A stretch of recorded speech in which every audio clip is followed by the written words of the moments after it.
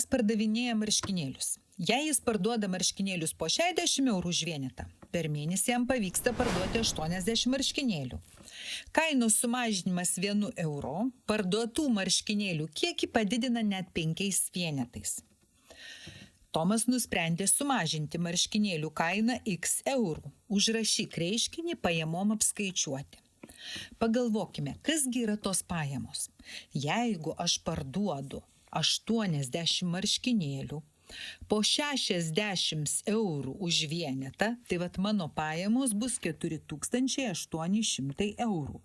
Tai yra pajamos yra parduotų marškinėlių skaičius padaugintas iš marškinėlių kainos.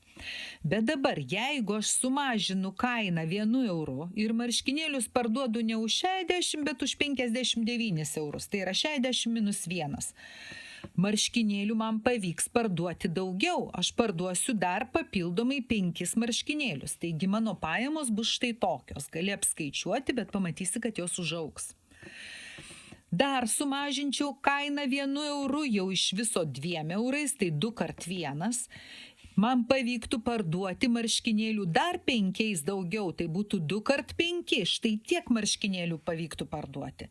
Na ir kaina tas bendros pajamos didės, bet kažkurio momentu jos vis tiek pradės kristi, nes marškinėlių kaina labai sumažės. Taigi mums ir reikia rasti tą optimalų skaičių, kiek mes turim sumažinti kainą, kad pajamos būtų didžiausios. Tai jeigu aš dabar sumažinsiu kainą x eurų, tai būtų iš 60 atimsiu x, tai mano parduotų marškinėlių kiekis 5x padidės, nes už kiekvieną x-iuką sumažintą euriuką mums padidėja 5 vienetais. Tai 5x padidės. Štai tokia bus mūsų pajamų funkcija.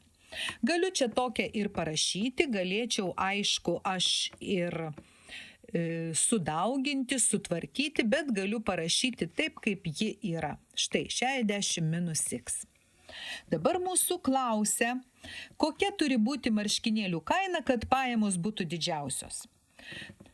Sudauginkim, pasinagrinėkim savo šitą funkciją, sudauginkim. P nuo x lygu dauginu 80 su 60, 4800, 5x kart 60 plus 300x, tada 80 su minus x, minus 80x ir minus 5x kvadratu.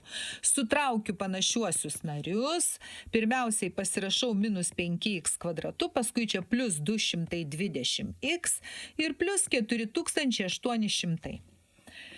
Kas čia per funkcija? Tai yra kvadratinė funkcija, jos grafikas bus parabolė. Šakos eis žemyn.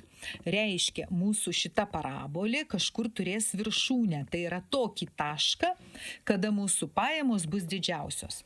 Surandame tą tašką, mes turime viršūnės formulę. Viršūnės formulė yra minus b padalinti iš 2a, lygu, tai dabar yra minus b, minus 220 dalinu iš 2 kart minus 5, tai yra iš minus 10.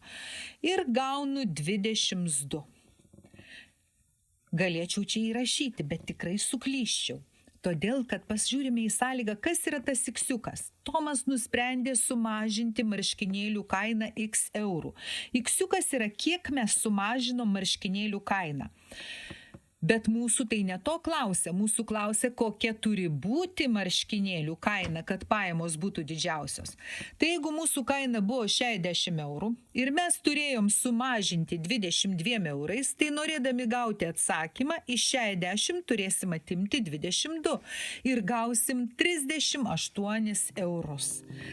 Štai tokia turėtų būti marškinėlių kaina, kad pajamos būtų didžiausios.